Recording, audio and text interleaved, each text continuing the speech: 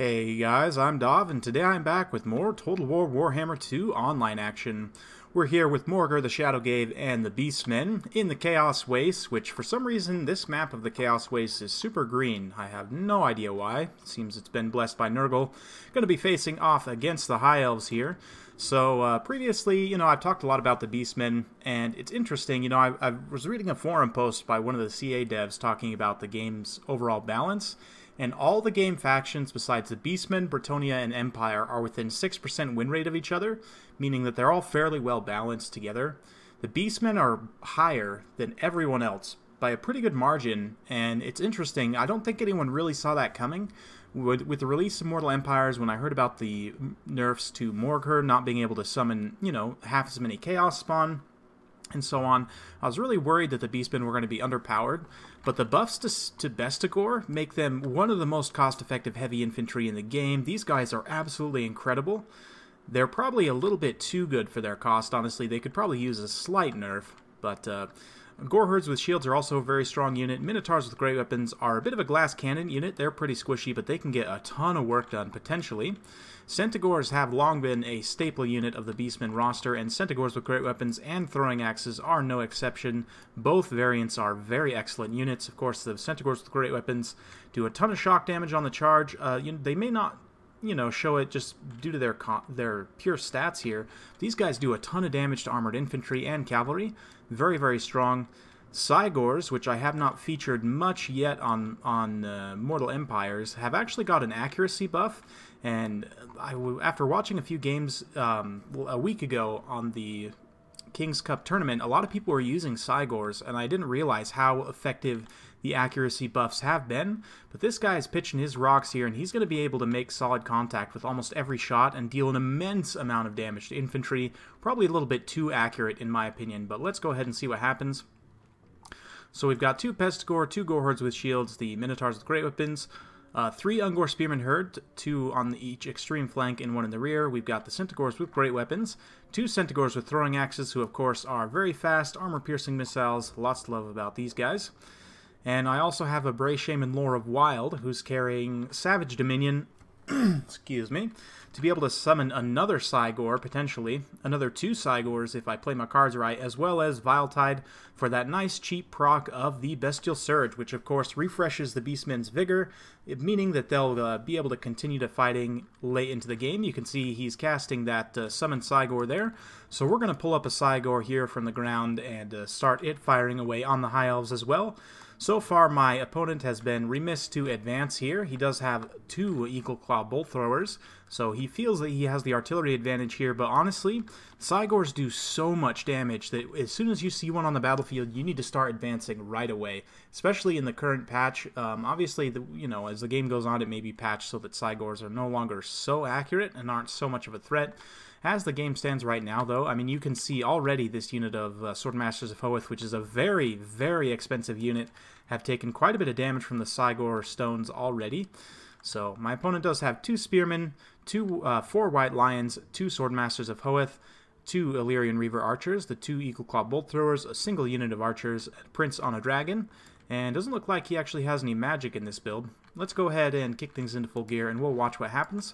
So in this early skirmish phase, I'm just going to be kind of running these guys around in random directions, just trying to bait out shots from the Eagle Claw Bolt Thrower. I would much rather have them shooting at these cheaper, Ungor Raiders, or excuse me, the Centaurs with throwing axes, and potentially shooting at my Cygor, and so on. But you can see we've already done about 20% HP damage to this unit of Swordmasters here, and they're going to get another perfect hit there right on the center mass of the unit from that rock.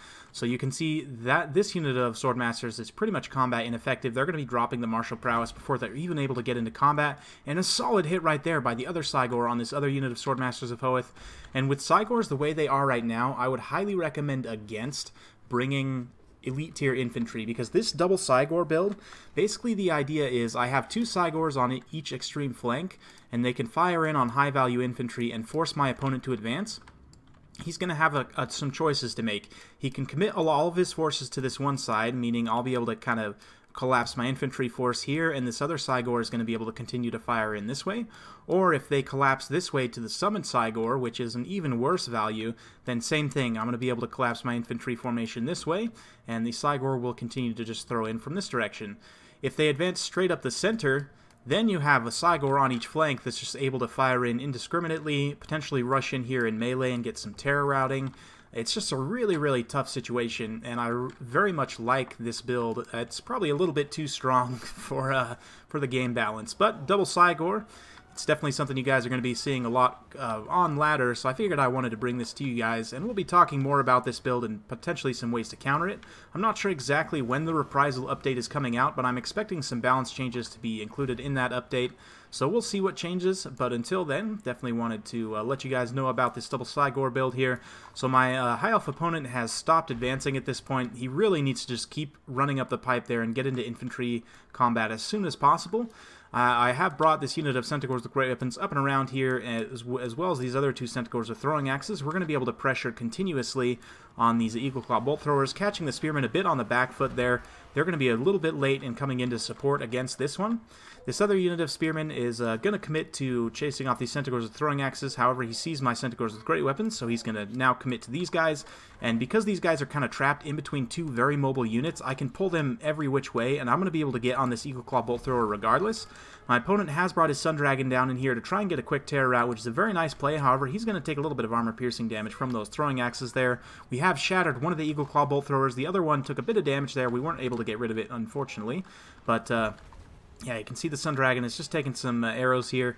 Both units of Swordmasters of Hoeth down to 31 unit models there and 32 unit models there. So those units are pretty much ruined. They're not going to be able to do anything against the rest of the Beastmen infantry here. This unit of White Lions now taking the Cygor fire, as well as this unit on this flank. So the issue with High Elves is they have a lot of elite infantry, and they don't really bring a lot of unit models to the table. They don't bring high numbers to the table. So, meanwhile, in the backline, we were able to catch this Sun Dragon here with the Centaurs with great weapons. It's taken quite a bit of damage, over 50% of its HP already. You can see the balance of powers twisting heavily in my favor already. Although I have been caught on the back hoof by the Spearmen here, it's not going to be a big deal. My opponent's infantry line is pretty much done for before the fighting really even starts. So we're going to get in here with the Gors and the Bestigors just to clean things up in the late game here. So let's go ahead and see what happens. So this build, this double Cygor build, is going to be great on any map that has open line of sight, particularly if you're going to be fighting factions with a lot of high-value, high-armor infantry, like the Dwarfs, the High Elves, you know, the Dark Elves, and Chaos. I would say all are good targets for this kind of double Cygor build. So we've got the Chaos Spawns coming in here now just to try and finish things off here. Morgar's just summoning them up. We've also got a unit of Chaos Spawns on top of this unit of Archers here, and they will get put down very, very quickly by these nasty beasts here.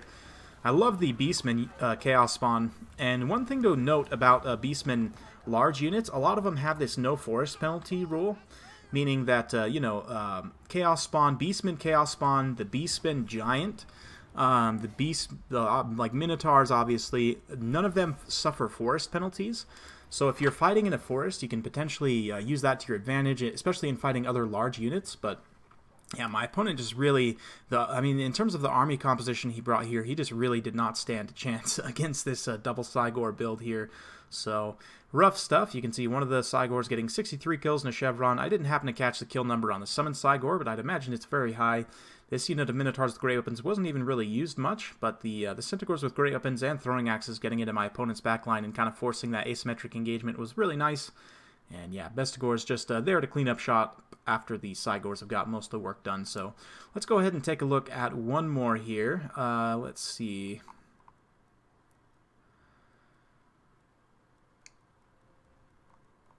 If I can find it here. I've probably passed it already.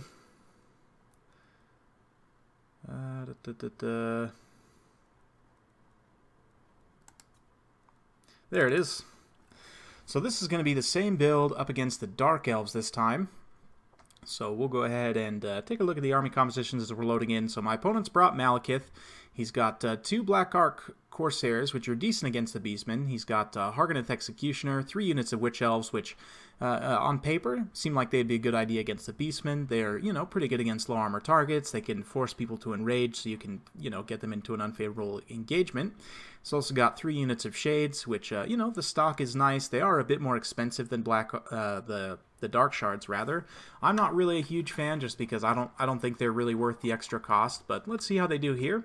We've also got 1 more Reaper Bolt Thrower here, so let's go ahead and kick things into full gear. And we'll actually just fast forward slightly as we get this skirmish phase underway, since we are a little bit out of range here. So my opponent's also got his 2 Dark Riders coming around the flank here, but there's really no targets for the Dark Riders to get onto.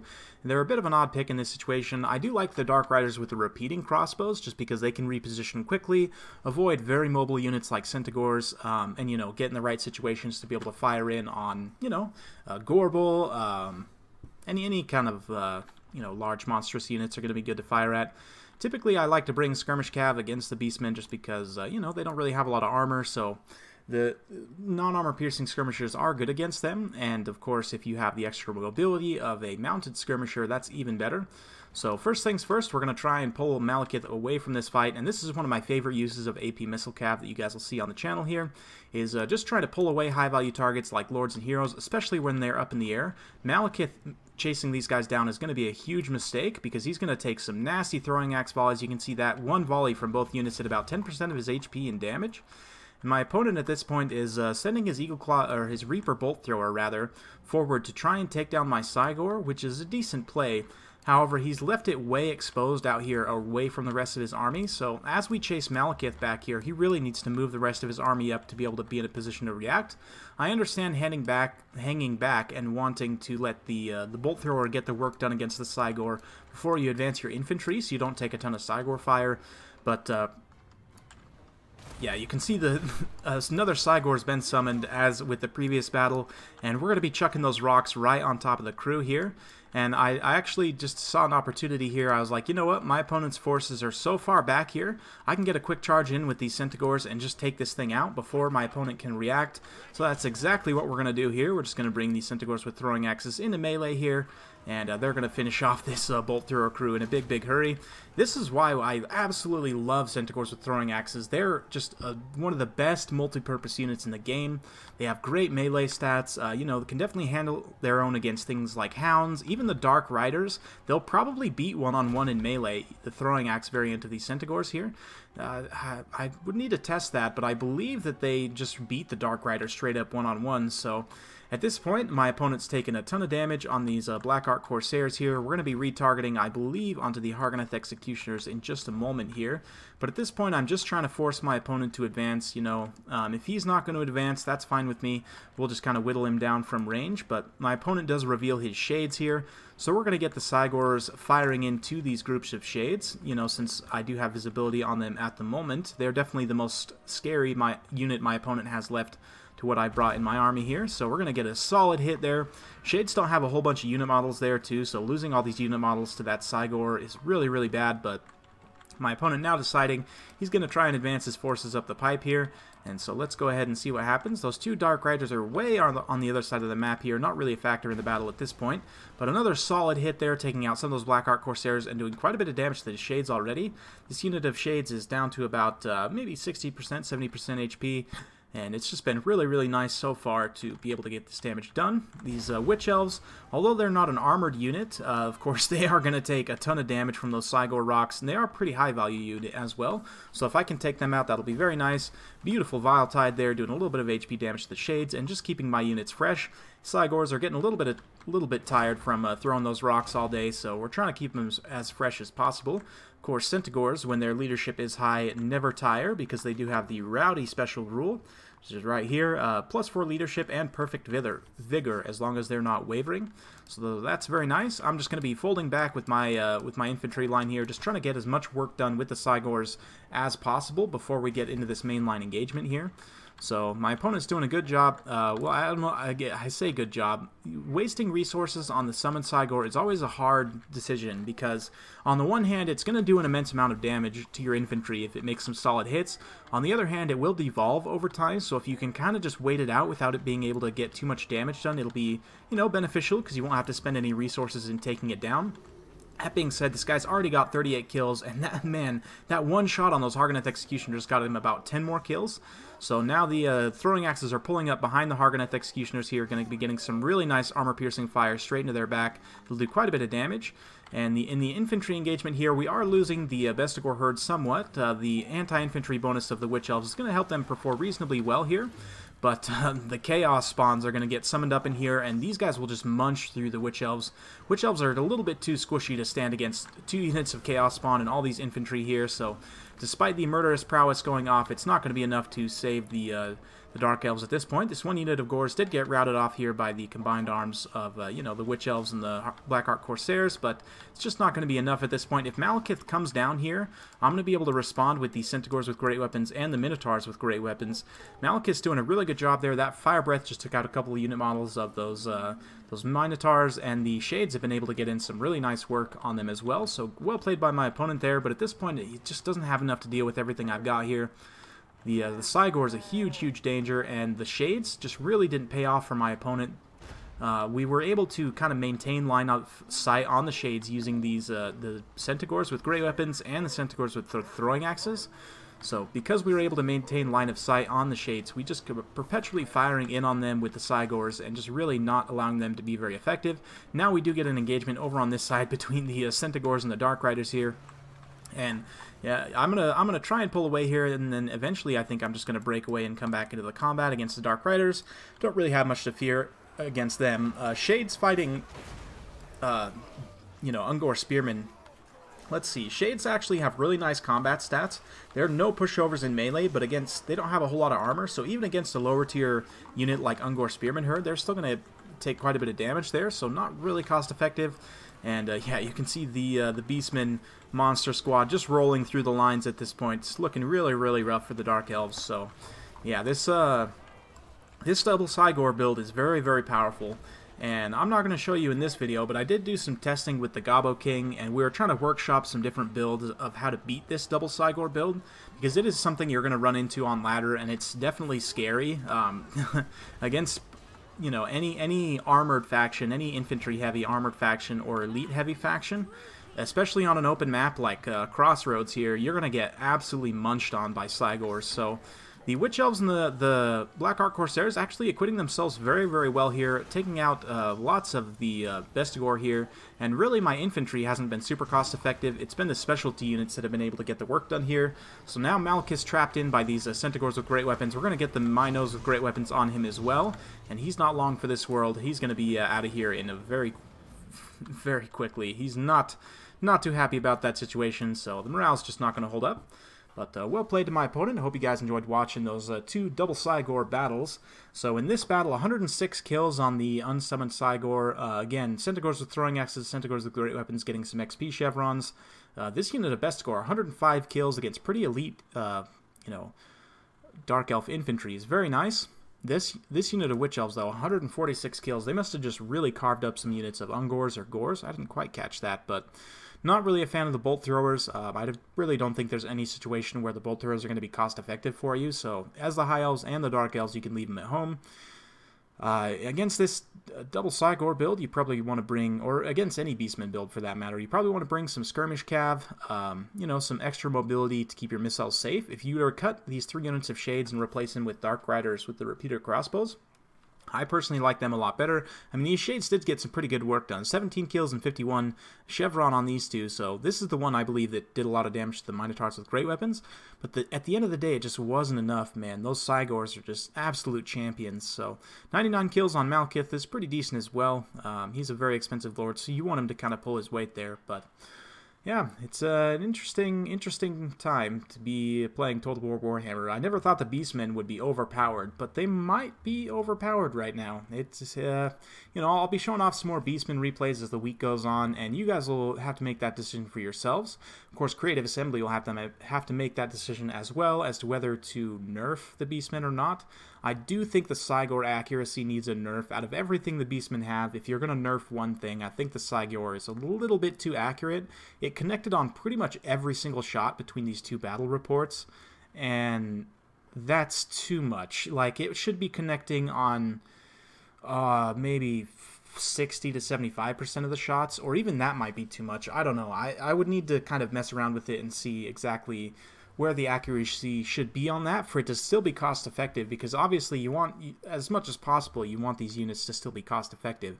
You just don't want them to be overly effective, you know what I mean? And I do think the Cygors right now are a little bit too accurate, so a minor accuracy nerf would go a long way. Bestigor as well might need a slight nerf, just so they're a little bit more on par with other elite tier infantry. But let me know what you guys think in the comments below. If you like this kind of content, like and subscribe. I'm keeping it coming with more Total War Warhammer 2 content every single day, so stay tuned for more, and we'll see you next time.